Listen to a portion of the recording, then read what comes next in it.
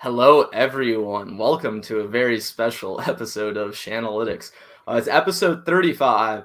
There's a lot to cover today. I have to start with this though to acknowledge this. We have a new background. I know it's not perfect right now. Hopefully, we'll get that sorted out. But shout out to Mr. Roscoe's for setting this up for me. He made the logo you guys see over that way, above Vinny. Above It's right Vinny here, right that there. way. Yeah, that too.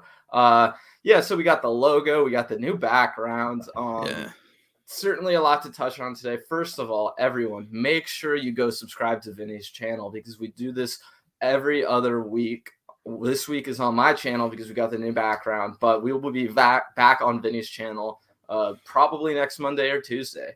And hopefully we'll be talking about a victory for the 49ers and a very positive outing for Trey Lance.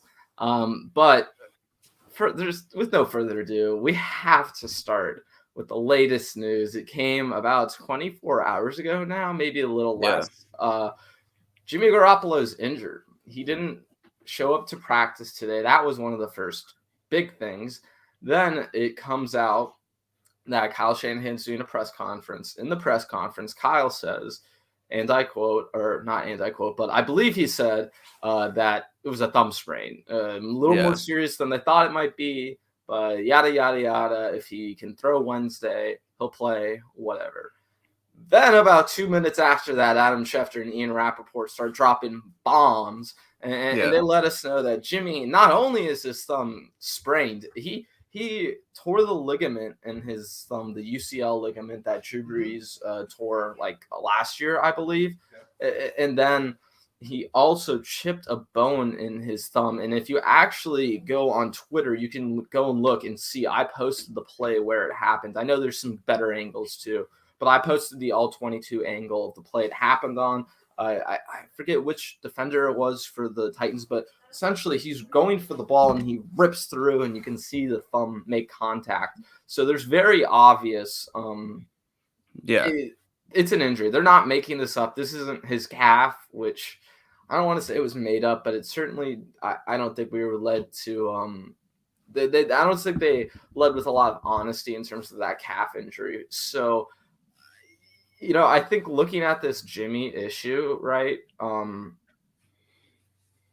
First of all, great news for Trey Lance, but Vinny, where do you think this puts Jimmy Garoppolo and the 49ers? Because we'll get into the Trey Lance part of this, but we do have to acknowledge the original starting quarterback for this team. Yeah, I think it puts them in a very sticky predicament after this game because I think you can look at either Trey Lance or Jimmy Garoppolo prior to Garoppolo's injury. I think, reasonably, I know Houston just beat the Chargers, who are a really good team, but and Davis Mills is playing really good football. But yeah, he is. If you want to be a playoff team, you have to beat the Texans with either quarterback. And I think they can do that with either quarterback. So I think, with that, I think it just puts them in a sticky situation if they are to win this game after like what they do in that week 18 game. Of course, we haven't gotten there yet and they have to win this game first. But I mean, I think after Grant tweeted it earlier today, but after the game in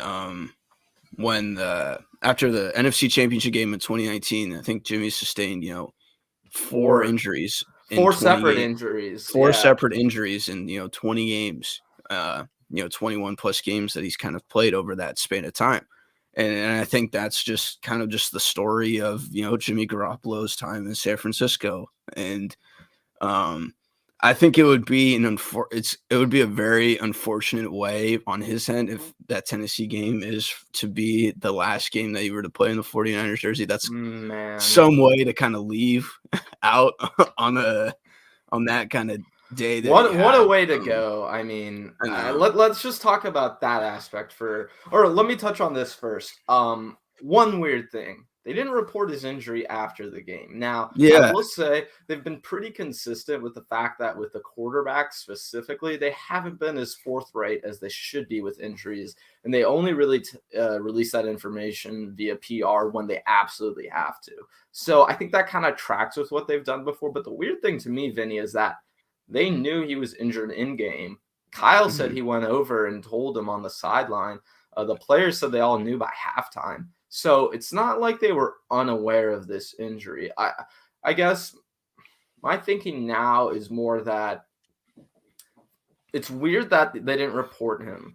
It's weird that when Kyle did go up to the press conference that he wasn't giving out the same information that Adam Schefter was going to give us about 5 minutes later. I'm not saying that, that there's anything fishy going on here, but I think there's a lot of weird stuff going on. It's a very different way to report an injury. Well, for the especially team and the player to not be on the same page with this sort of thing, to me, that's the biggest question mark I have. And from Jimmy Garoppolo's perspective, let's be honest, he owes nothing to this team, and he should owe nothing to this team considering everything they've done. And if Jimmy's team is the one who put out the injury information, good on them, because otherwise we would have all been under the impression right now that, hey, Jimmy might be able to go. Kyle said if he can tough it out, then hey, he should tough it out and go in the game. And I just don't. I think it's weird that the team did it. Either the team didn't want to be forthright about this because they wanted to delay the inevitable and not let everybody lead on to know that Trey Lance is going to be your starter for the rest of the season. But on the other hand, I think it just it seems like the team and Jimmy Garoppolo is quite honestly not even close to on the same page right now. So I thought that was one of the most interesting takeaways. And look, again, I'm not blaming Jimmy. In fact, I kind of applaud Jimmy for putting this information out there if he did, or his team did, whatever. But it's strange. It just seems very convenient that it's all the way that it is too, because the way that they explain the injury, there have been multiple quarterbacks this year that have faced finger injuries, like thumb injuries like this. Like Drew Brees had it last year. Taysom Hill has it this year. Well, and the thing with they were out Taysom for Hill and weeks too. Yeah, but the thing with Taysom Hill and Russell Wilson is it was one of their four fingers. I believe for Russell it was this middle or ring finger, right? With Jimmy, it's his thumb. It's a big difference for a thrower. Yeah, and I think you can in theory, you can still, because I know you're using your other four fingers to kind of really get that grip on the football and throw it, but that thumb kind of holds it all together. Yeah. So that's something that they're gonna obviously take into consideration. But it just seemed like, and I know Marco talked about this a little on Twitter too. I'm not saying it's it is a little I'm not saying he's it's a fake injury, because I don't think it is. No, I think he's actually hurt. Yeah, and it's weird too, just because you look at that play, you would think that something else on that play he would have gotten hurt on, not his thumb. Right. So you can make an assumption that you just didn't know what. And now that it looks like it was a thumb, looking back on the replay, it does look like there was because the defender tried to reach in and strip the football. So I think what happened was they pulled in, and when they did that, the thumb. And you saw Jimmy grimace after too, and kind of looking at his thumb. So that's where it kind of draws to that. That had to be the play. It just had to be. So, that had to be the play. So it's just all it's unfortunate, obviously, for Jimmy. Again, if this were to be his last game as a 49er, if I'm being completely honest, I don't know if it is, and wouldn't be surprised if it's not.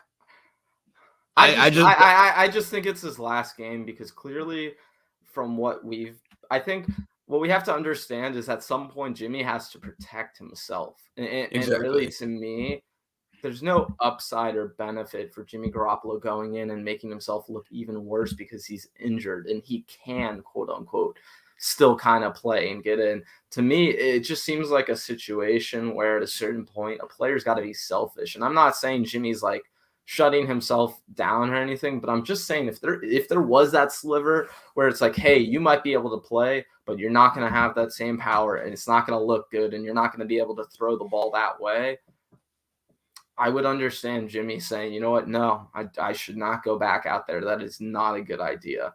Because I just don't think it is. Yeah, I think it could go really either way. And like logically, it sounds like, hearing it makes sense for Trey Lance just to play it out throughout the year and kind of see what it is. But we've been saying that, mostly throughout the year, and that just hasn't happened. So like maybe this is the time where like we actually, it actually does happen. But let's just wait now and see how it goes. But I mean, it altogether, I think it's a very, again, if it is, just say it again, if this is the last game Jimmy Garoppolo were to play in a 49ers jersey, it's a very unfortunate way for him to go out, because obviously through all the criticism that he's got and, some of the people that like really, really praise him, I think ultimately it kind of falls down somewhere in the middle. And just during his time in San Francisco in general, just because like people talk about this year, like, there were points where it could have been that, similarities to that 2019 year. But I mean, then you look at that 2019 year, like that was the best Jimmy Garoppolo that we saw. And that was peak. And that was, good Jimmy Garoppolo. Granted, I think some of and I've mentioned it before, some of the opponents that they played and the quarterbacks that they went up were a little bit misleading in a way, but, nevertheless, he still took advantage of those and, really beat some, really good teams. Like that Saints game, like that's going to be the Jimmy Garoppolo.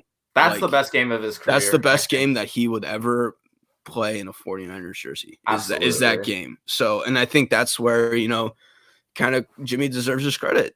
It's just like, especially for a team like the 49ers and the fan base that really want that 6th Super Bowl. Absolutely. He was the closest to it over the last, 10 years roughly, other than, Colin Kaepernick. So that's where the credit then needs to go. And you talk about, the end of the Jimmy Garoppolo era. And let's just go right into it. And I see Eric in the comments. Today's Trey Day. He says he can't wait for the weekend. Hope the game plan looks nothing like that Arizona start. Yeah, I think we're all expecting something a little different. And what I will say about the game plan, and obviously we'll get into all of this, but it seems like for one, Trey Lance may have not been completely healthy in that Arizona game. 2, he didn't have all the weapons that are available to him now. And he just seems more comfortable now than ever from everything we've been seeing. And now that he has a healthy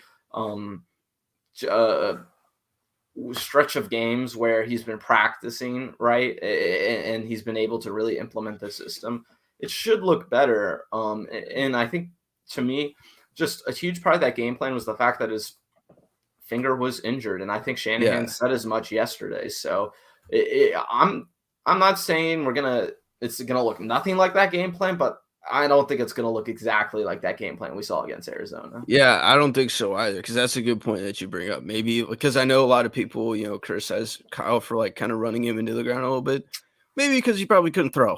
Exactly. Because of his finger hurt. So that's maybe why he kind of ran. And who knows, if it seems like, Trey Lance is more healthy now than at, that point earlier in the year. Because I think after that Arizona game 2, he had a bit of a knee problem. Yeah. Right.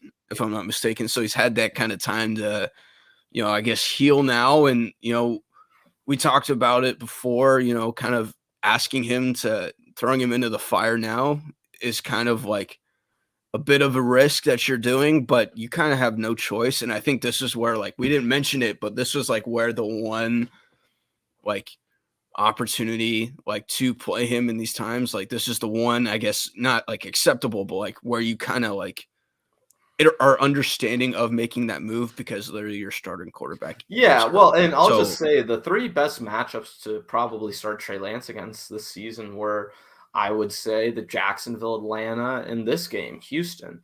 And to me, I can see it at the bottom. Trey Lance era begins. I think this is it, and quite honestly, I think we're never going to see Jimmy Garoppolo again. That's my personal prediction. That is not a guarantee of any kind. But I believe, because of everything we've seen so far, that Jimmy's not going to put himself at risk.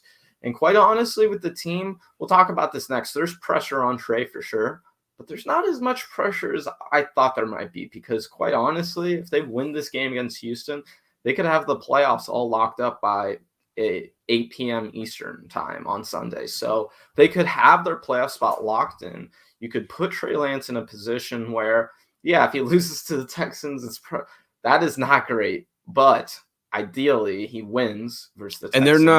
And they're not completely out of the picture still either. But it just makes it really, really hard. And it's a lot of just not as much controlling your own destiny, which would have.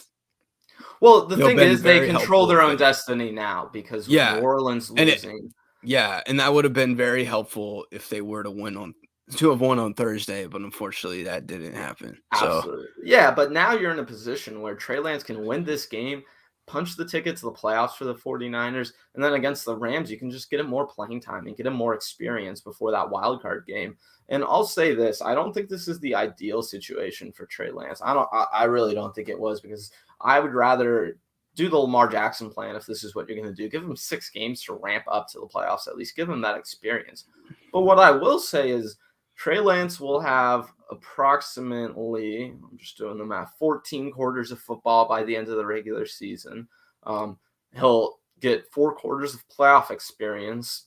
To me, that's like one of the most valuable things you can get for these young rookie quarterbacks. Even if you don't win that game with Trey Lance, getting him under those bright lights where a team is doing everything and throwing the kitchen sink at you to try and stop you, to me, that kind of experience will help Trey Lance thrive in the future. I think you see guys like Lamar Jackson who are able to play that playoff game their first year, and it benefits them immensely. So I think for a guy like Trey Lance right now, yeah, Vinny, you and I have talked about this at length. I don't think 2 games at the end of the season is ideal. But with where the 49ers are, this isn't as bad as we thought it might be. No. And there's not as much pressure on Trey Lance. And we'll talk about the pressure on him real quick next. But I think fans should be really excited for this to begin, obviously. Yeah. But I would say the main thing is temper your expectations also, because he is a rookie. He is going to make rookie mistakes. There's a reason that the 49ers haven't been comfortable playing him. And their entire plan from day one was to not play him. So do not you shouldn't have the same you shouldn't have 3 first-round picks worth of expectations on Trey Lance. Just have rookie expectations for Trey Lance. Look at how the rest of the rookie quarterbacks have looked in the NFL this year, and understand that team around Trey Lance is better. The offensive coordinator is as good as it gets. Besides maybe New England's, right? So really, you're looking at it as an ideal situation for a rookie, but at the same time, in the most ideal of situations, it doesn't mean it's going to work out the best. So temper expectations. Understand that is by no means going to be perfect on Sunday, but have expectations at a level where, hey, you saw what Justin Fields has done this season when things go right for his team. You've seen even Zach Wilson these last few weeks, right? They have the right matchup. Things go positively. When you give these rookies the right opportunity to play against the right matchup with the right players around them, it looks good. And when they don't, it doesn't look good at all. So I think it's going to look good from Trey Lance, but I also don't have my expectations quite as high as I think some people might have them. Yeah. And from the, obviously there's like the expectations with Trey Lance. I think we're going to see some similar mistakes that, it wouldn't be surprising for me to see some similar mistakes that, Jimmy Garoppolo has made. Like, don't be like Trey Lance knows how to, he doesn't throw the ball very, soft. Like he rips it in there. So do not be afraid if you see some, high overthrown passes. There's going to be some slants that just hit Ayuk and Debo in their hands. It's just going to happen. Yeah. And with that too, like, and kind of going more towards the other, end of it from the 49ers, like play calling perspective, I just want, like, one thing I'm looking for is like, just let it rip, let it go, just open it up just to see, I want really to see a play with at least 30 air yards to me. Just one pile. Just one. Because I think, as much as you have to gain, with locking up a playoff spot, you really don't have much to lose here.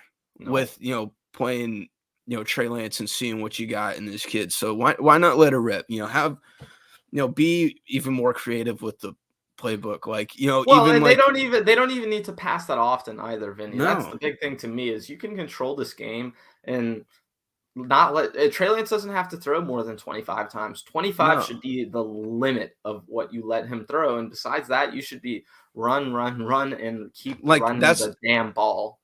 exactly. And that's where I think, if he's getting towards, 30, 35 throws in this game, I think that's a little bit of a concern potentially. Yeah. Asking him kind of to do that without, X amount of weeks where he hasn't played. So kind of just, do what you've been doing with Jimmy Garoppolo throughout the year. Weather the storm with the running game, use that play action to your advantage. And, on those off script plays, this is part of the reason why you drafted Trey Lance. Absolutely. Use that to your advantage and, hope to God that he slides. Because that's something where, he'll learn with more time. But that's like some of the things that you saw, thus far in the From games that like he has Justin played. Fields, like for example, Like Justin like even Fields took some big Trey in that shots. Trey in that Arizona game, he did not slide a lot. And there was No, the fourth down where it was like the direct snap you were at and he just tried to run through the dude.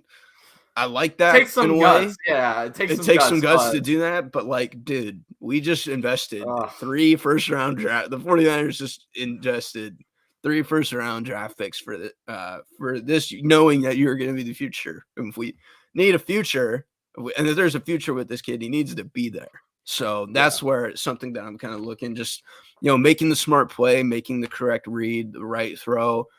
Because, there was the throw that you tweeted out yesterday. That was that sideline throw to Ayuk. Like, Oh, that was probably his best throw. Like, obviously there's like the, first throw that he had against Kansas City in that preseason game, where he threw it to Trent Sherfield for the touchdown. He was more open on that play. That Ayuk play that you tweeted out yesterday, that was a very, very tight window where he had to fit it in, and he, hit it to the spot where only Brandon Ayuk could get it. And so just looking for those kinds of plays, making sure that, you're making just the right read, the safe play, the safe option, and, using your talents to your advantage. And I think with that, you can see where this team can be, maybe not even just next year, but, a couple of years down the line with, how good they could be.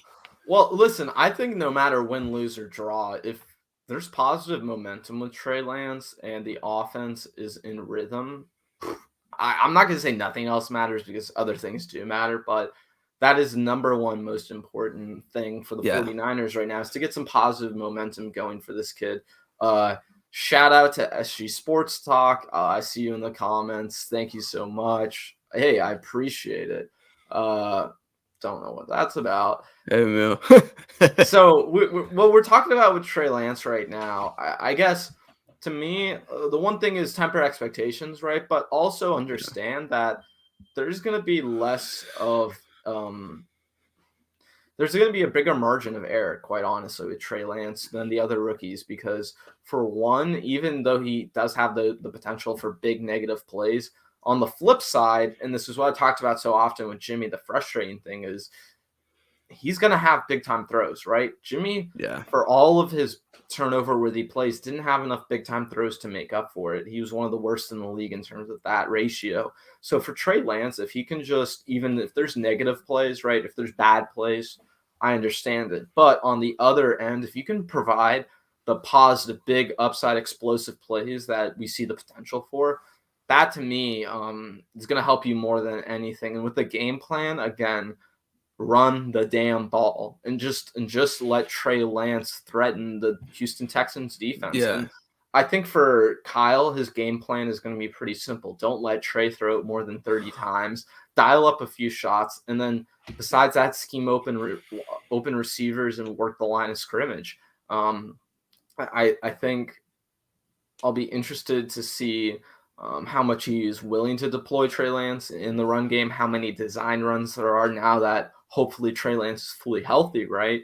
But for the potential for Trey Lance, I'm very excited. But at the same time, we need to temper our expectations, understand that this is a rookie, and he's going to go through his lumps and issues, and it's not going to be perfect by any means. No, and I think, one thing that I mentioned earlier, like when Trey first started, is that, I think the expectations should be higher than, Jimmy Garoppolo's expectations because of Absolutely. essentially at the end of the day, he's the number 3 pick. And, I know it's kind of like a different scenario now, but like you're still the number 3 pick in this draft. And those expectations, I think, with the criticism that came with Garoppolo being, those little things that we could see from Vinny, Trey Lance. Let's just bring this up. Let's talk about exactly. you just brought it up. I didn't want to cut you off there, but we gotta make sure we're rolling with the topics. And you brought it up right there, the pressure on Trey Lance. Let's talk about this, Vinny. First of all, you and I said for the last few weeks that we didn't want to see Trey Lance because we didn't want to put the pressure on that kid that we would expect to come with this kind of switch at the quarterback position. What I will say, Vinny, is coming off that game for Jimmy Garoppolo, I actually think there's way less pressure on Trey Lance than we initially thought because, for one, I think before the reason that I at least was a little hesitant to just throw Trey Lance to the Wolves before this Titans game was Jimmy Garoppolo was playing very good football, and he wasn't putting them in a position to lose. He wasn't the reason that the 49ers would lose games necessarily. So if you started Trey Lance and things did go very poorly as they did against the Tennessee Titans, well, then, hey, you got all these Jimmy Garoppolo fans, people inside the organization saying, look, Trey's not ready yet. We still need to hang on to the veteran. There's still, we're still winners and all that stupid crap with Jimmy, when in reality, we don't believe that. But I think understanding the optics of the situation pre-Tennessee Titans game, it would have been, I think, misguided and really just unfair to Trey Lance to throw him in and just let him start right away. Given this scenario where Jimmy Garoppolo is hurt and they have no other choice than to start Trey Lance, I really don't think there's a lot of pressure on the kid because even if he loses, they don't make the playoffs, Vinny, people will go back right to that Tennessee Titans game and say, well, if Jimmy won that game, they'd be in the playoffs. Yeah, and I think that was part of it too, like kind of where I was coming from and saying that they shouldn't have rushed him just because they were playing good football and they were winning. And like what you mentioned, if you mess up that funk, you mess up that mojo, because that's cause for concern there. But and hey, real quick, I see the comment. Who do you think will be the X factor against the Texans? Come on, it's gonna be that man Trey. Come on, it's Trey. It's gotta be Trey. You're looking at Trey. You're looking at other people in that running game as well. Who knows? Potentially, Elijah Mitchell may be back this week. I think it's I think with that, like, if they were to have won against Tennessee, I don't think they would be rushing him as much. But at the same time, though, I think they would. And just this, not really rushing, but like if he's ready, he's ready. Just in the sense that, you do want to get him those reps potentially before you get into that playoff run, because right as Week 18 ends, your playoff games or your wild card game is that next week. So there's not really a bye week in theory if they were to somehow win all of these games leading up to the Super Bowl until, after that NFC Championship game where you have, that 2-week window until you play the Super Bowl. So, you need to get Elijah Mitchell those reps now. And I think that's where you think that's where some other X factors can come, is more in that running game, and having Trey Lance there obviously is going to very much help in that when, because I think some of the things that Trey Lance will be able to do now is like we've seen the 49ers, have to pass more in games because teams are loading up the box now.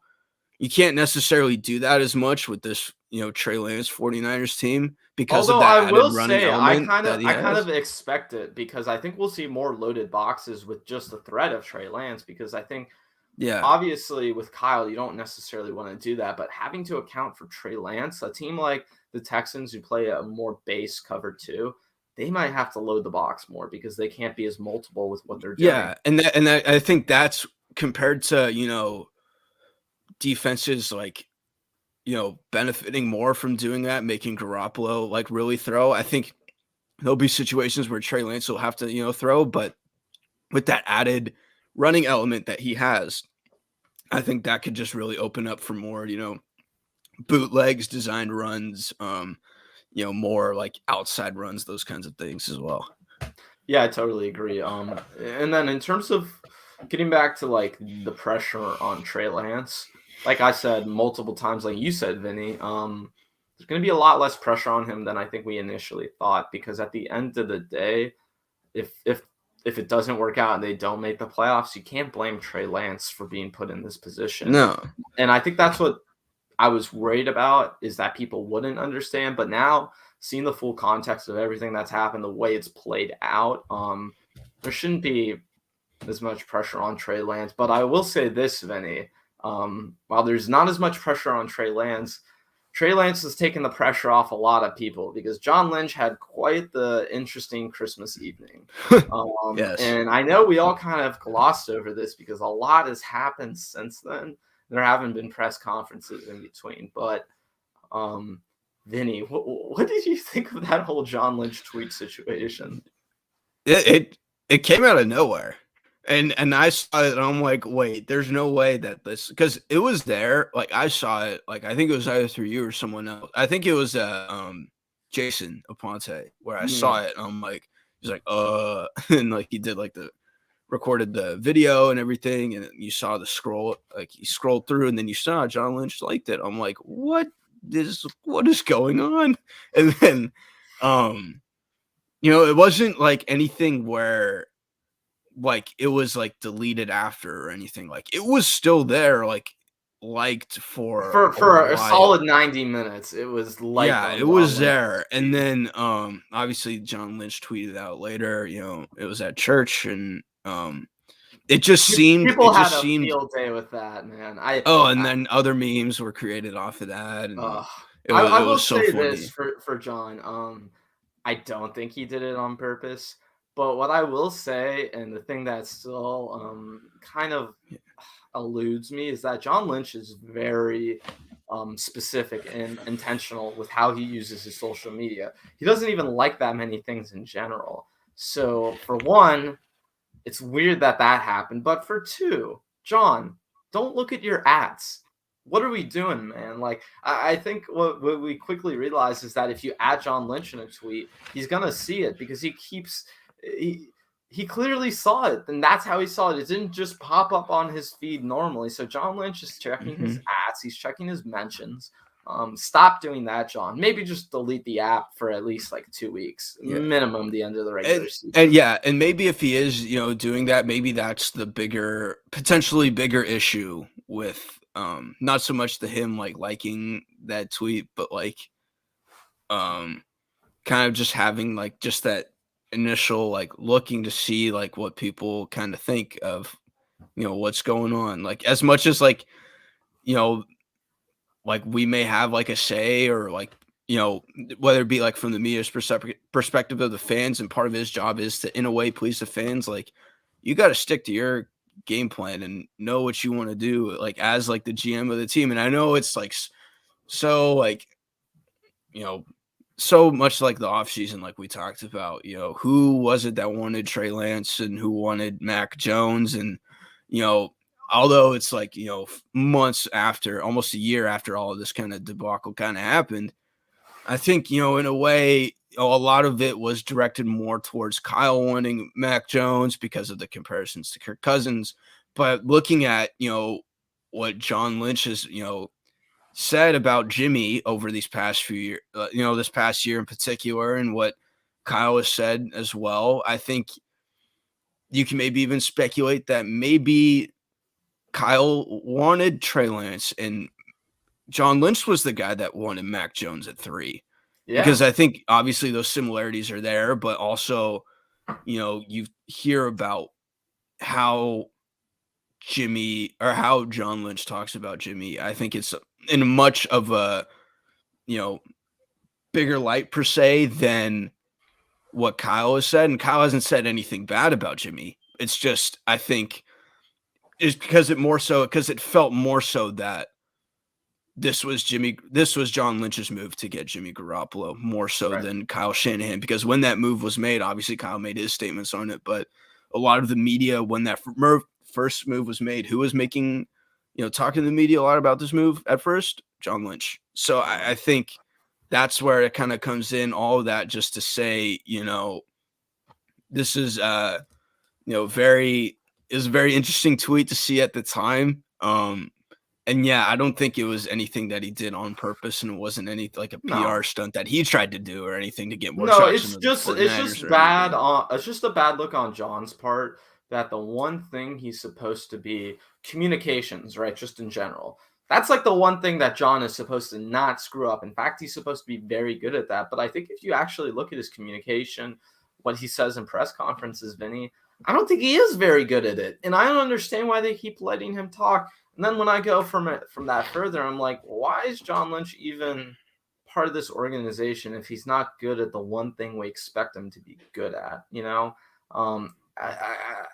I think there will be some reevaluating in the offseason of John Lynch. I'm not saying he's for sure going to get fired, but I certainly think if there was any thin ice, this didn't help.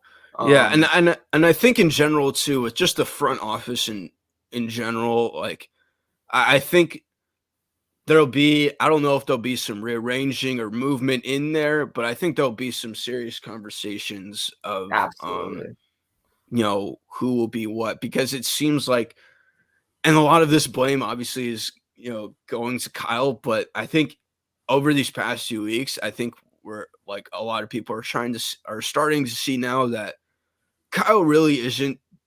He's a little bit part of the problem, but he's not like the main driving force of the problem, I think, with the inconsistency that we've seen from the 49ers this year. And I think, you've mentioned it before in particular, and, not to take your point, but having 3 different people in your front office kind of doing the same job in a way, or like all having like separated doing different parts rather than just having one guy doing everything.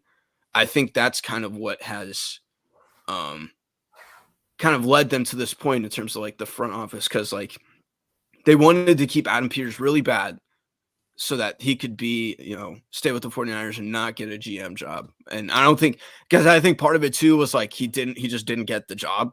He didn't get a GM job, and like they wanted to keep him, and I think they've really obviously hyped him up, and I think he deserves some of his praise. Parag Marath with the cap, and then John Lynch kind of being that GM, kind of like overseeing all of that. It just seems like it's good to have those kinds of people delegated to those different jobs, but also in some situations, it's good just to have one person there just doing all of it.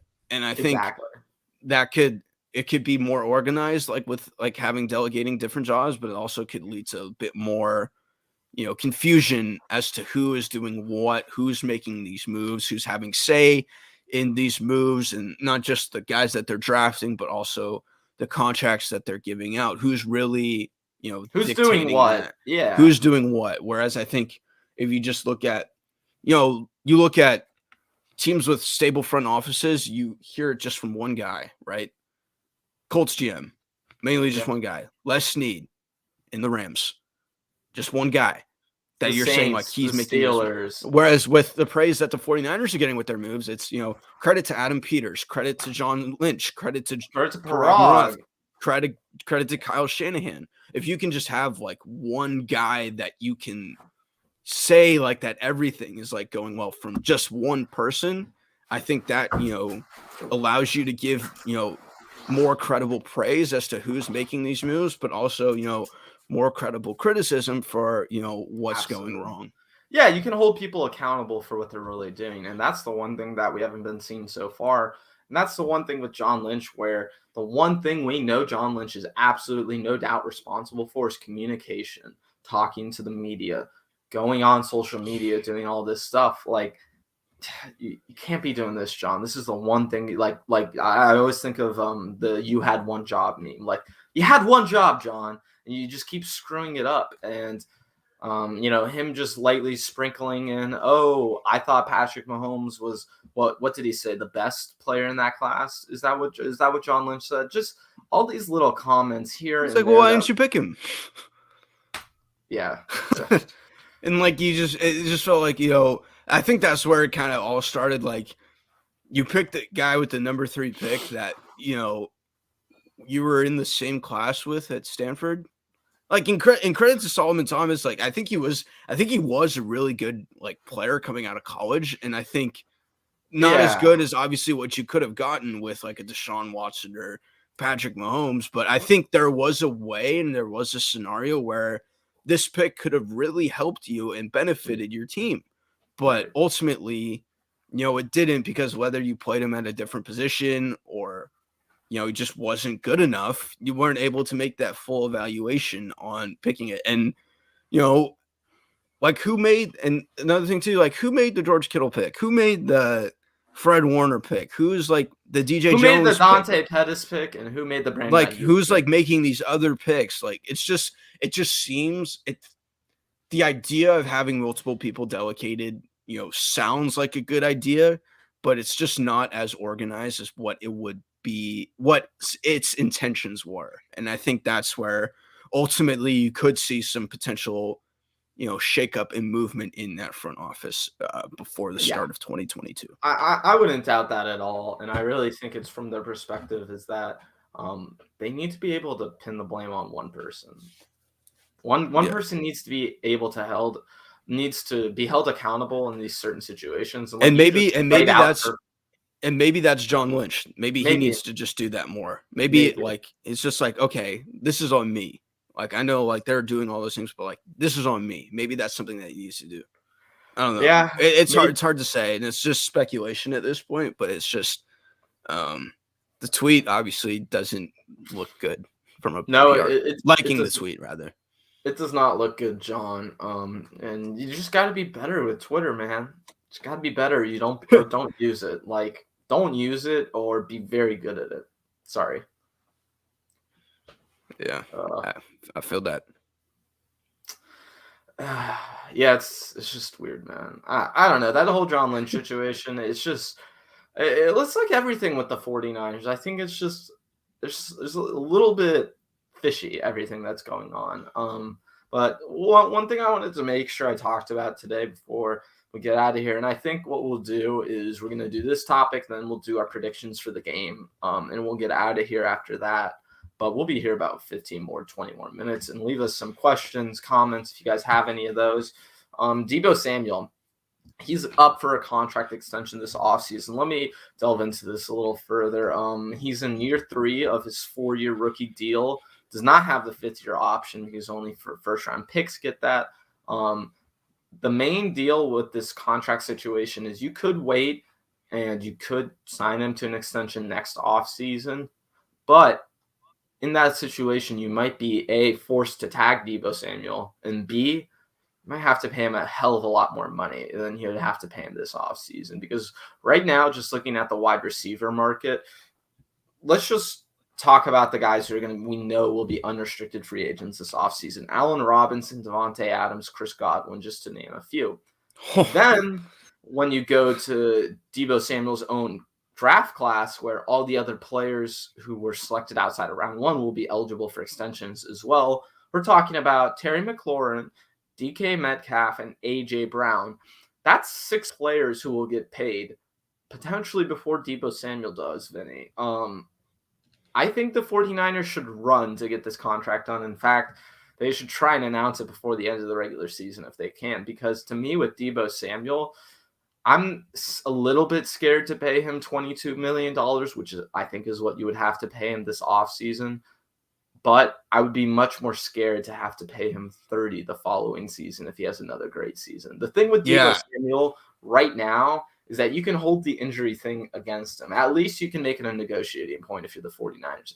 If he has like this season again, well, not even numbers-wise, but just games-wise, where he plays 16 out of 17 regular season games, you're going to have to pay him a minimum of $27-28 million. So to me, the risk is, Deebo Samuel could get hurt again, but you might have to pay him an extra $10 million a year. Vinny, I think they should try and get this deal done. It's kind of like in a tough situation too, because you feel like maybe they want to wait to see what that number is for Devontae Adams, because, but like also like Deebo Samuel isn't as good as Devontae Adams, right? So like it's that's where it is. I think, that number you mentioned, like 20 to 22, I think that's the number you're kind of looking at. And I think that's a fair number for him.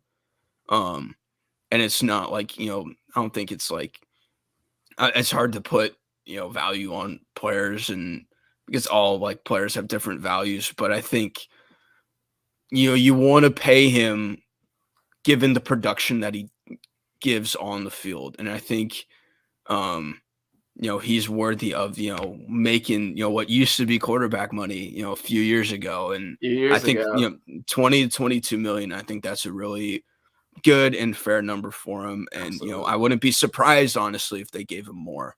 I wouldn't be either. But Vinny, I do worry that they'll try and lowball him this offseason. Who knows? Because I think we saw how the George Kittle contract situation played out. I just think this isn't what they're going to do. I think they should go and try and sign him to a $22 million a year deal. But unfortunately, I think from the 49ers perspective, they might be willing to take the risk of, hey, Debo might get injured again. He might pull a hamstring, be out a month. I just don't agree with that line of thinking, though, because I think specifically on the one hand, all these other wide receivers, you could have 5 or 6 wide receivers signed top 10 paid contracts at the position.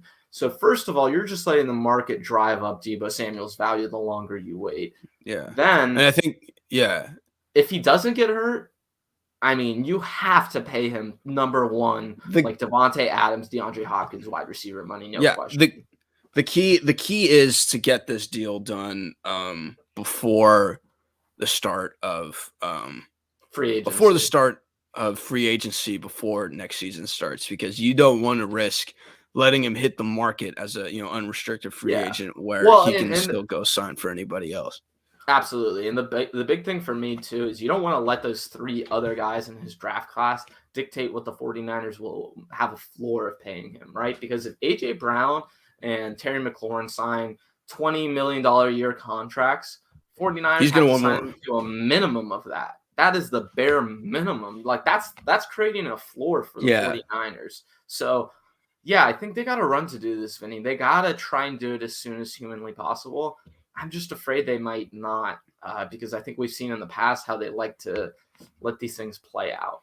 Yeah, and the good thing too, like with all this, is like you look at, both, so you can't afford to put that tag on that, put that 5th-year option on him, but also he's looking at, more money than Debo, right? You're looking at potentially giving him Jimmy's contract. You're giving him more than Jimmy's contract right now. And then you talk about having 2 guys at $28+ million along with Trent Williams, George Kittle, and Fred Warner. I don't know how you build the team around them. Yeah, and that's where they kind of got to do some restructuring there, and you're gonna have to sacrifice. And Eric Armstead, sorry, I totally forgot about him. They're paying him $17 million a year. That's another one. Like oh God, they have so many premium contracts, Vinny. Yeah, I don't think that's a bad thing though. Like it's a good thing. No, it's not bad, but it's just because you have those, like, it's troubling. Yes, for getting those other guys that, like, that's the good and bad thing about having a stacked roster.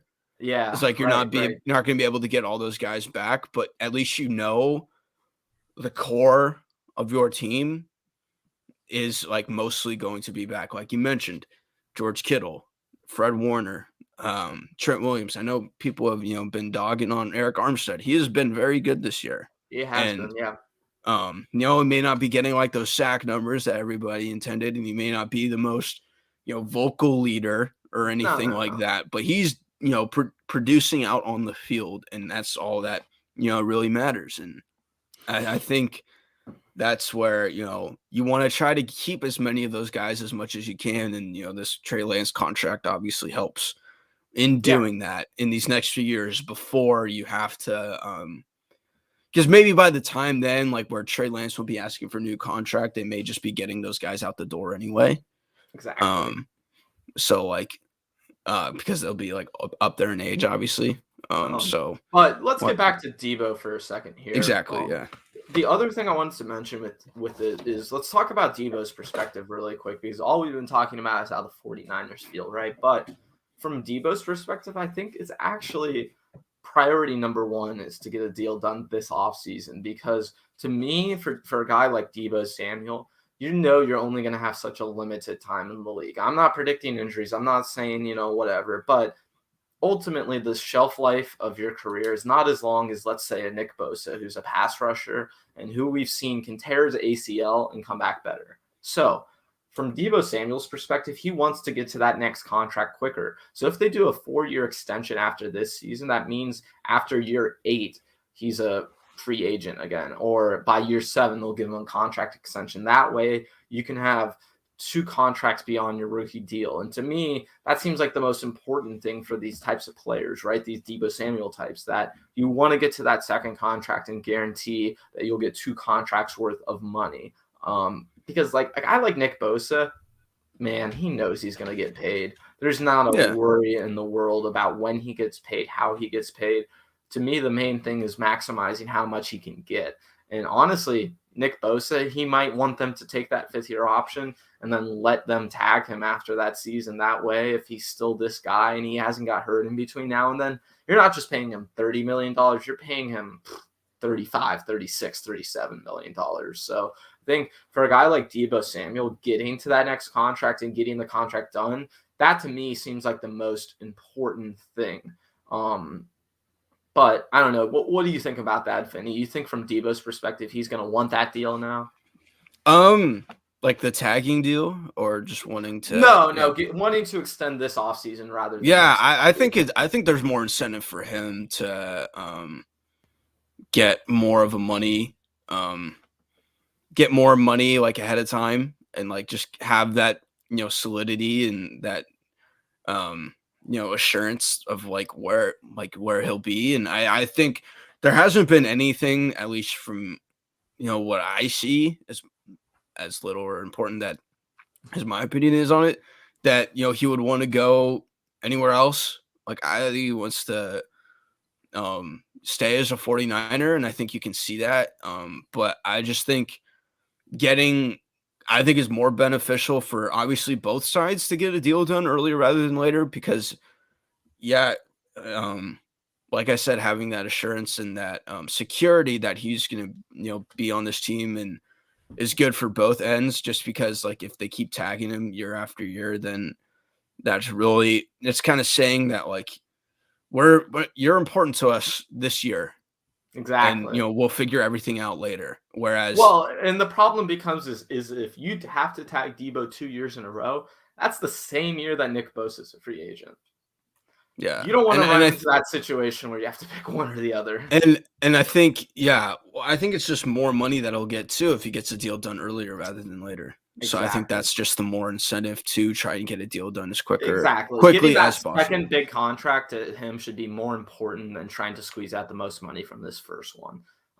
Because I think he's going to get paid no matter what for this first contract. It's all a matter of how much is he worried about that injury history in his past, right? And how much does he weigh that? And how much do the 49ers weigh that? And we'll find out this offseason, because if there's no talks of it, then we either know that 1, the 49ers want it to play out and they're not willing to do it yet, or 2, Debo Samuel's betting on himself. So I think no matter what, this is going to be an interesting development. And this is just one of the things that we're going to start tracking as the offseason comes up.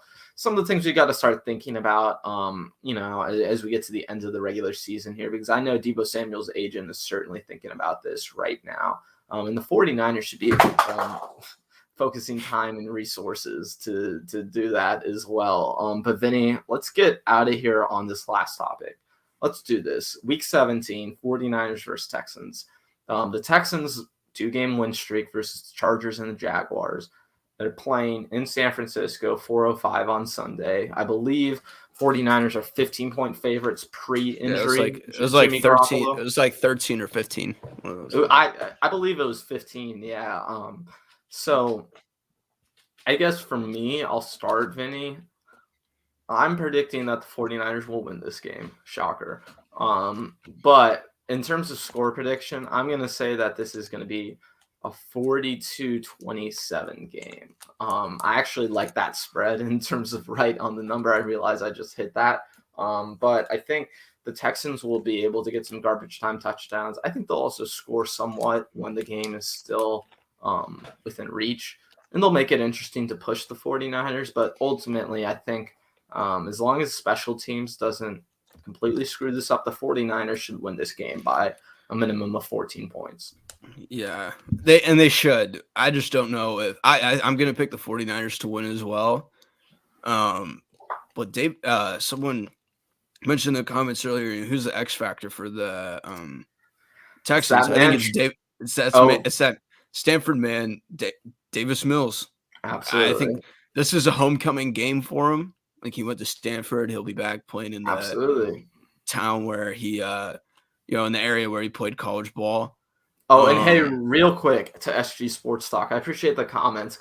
I actually don't make any of my own media. I have other people that I have that have nicely and very kindly made this for me, who just happen to be friends. So I don't make any of my own media. I want to put that out there. Mr. Roscoe's is actually responsible for this whole background. Yeah, if you guys know him, Roscoe. give him a shout out on Twitter. Appreciate him. But yeah, continue with what you were saying. Yeah. So with all of that, and seeing how the Texans are coming off some high momentum here, beating a team like the Chargers. I think it was on the road as well, if I'm not mistaken. Yeah. Or did they play in Houston? I don't know. That's a great question. But I think the 49ers win, but I think Houston covers. Okay. But I think it's going to be like a 10-point win. I think it's so the game was in Houston. It was in Houston. Oh, okay. Last week, just so we're clear. But yeah, I agree with you. I think 10 points. They should minimum cover that spread. If they don't, yeah, So that's where I'm gonna go score wise. I'll go. I'll go 28 to 17. Okay. Actually, you know what? I just was praising. I'll go 34-23. I'll do that. I'll make it 11. So I think the Houston covers. Niners still win by 2 possessions. I'll do that. 34-23, Niners win. Yeah, and you know what? I think that is going to do it for us today, everyone. I'll be back tomorrow, actually, on the Mean the Dreams channel. Look out for that. Look out on Twitter for that. I'm sure we'll be putting that out. Yeah. Nate and I will have a show tomorrow. Nate and I will have a show tomorrow as well. Yeah. I think we'll be on the lookout for that as well. Yeah, so absolutely go check out Niner Nate's Nonsense. Make sure you go. You see Vinny's @ right there on screen. There's also a link in the YouTube description below. Make sure you subscribe before you get out of here. Like the video. But if you enjoyed this, subscribe to Vinny's channel because we'll be on there this time next week. We'll be discussing everything from the Houston Texans game. I'm sure we'll have a lot to discuss, Vinny, and I look forward very much to doing our next stream. So thanks for everyone for sticking around. Appreciate it if you did. And we'll see you next week. Peace out.